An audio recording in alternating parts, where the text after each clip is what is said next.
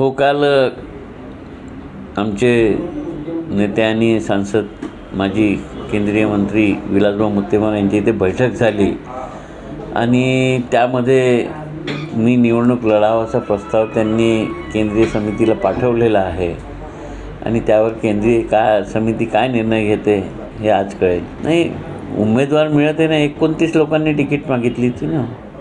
सर्वसामान्य कार्यकर्तासुद्धा गडकरींसमोर लढायला तयार होता, कारण की काँग्रेसचा बेस या शहरात आहे हे त्याला माहीत होतं आणि म्हणून 29 लोकांनी तिकीट मागितली. ती काँग्रेसजवळ मोठी यादी आहे.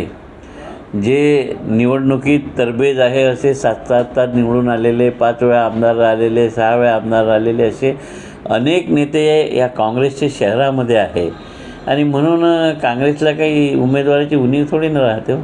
या शहराने 12 वेळा काँग्रेसचा खासदार निवडून दिला आहे, तर या शहरात काँग्रेसचा बेस आहे.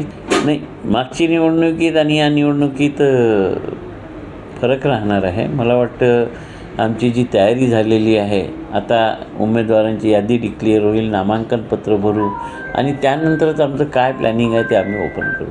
मी तुम्हाला सांगितलं ना की मी पक्षाने कोणताही उमेदवार दिला तर मी स्वतः उमेदवार आहे असाच लढणार आहे, कारण की मी शहराचा पक्षाचा अध्यक्ष आहे. ही माझी जबाबदारी आहे. मागील 6 महिन्यापासून ती व्यूहरचना मी आखून आहे. म्हणून उमेदवार कोणीही राहू ना, मी स्वतः उमेदवार म्हणूनच रिंगणात उतरणार आहे. आज 1-2 दिवसात ती यादी डिक्लेअर असं मला माहिती आहे.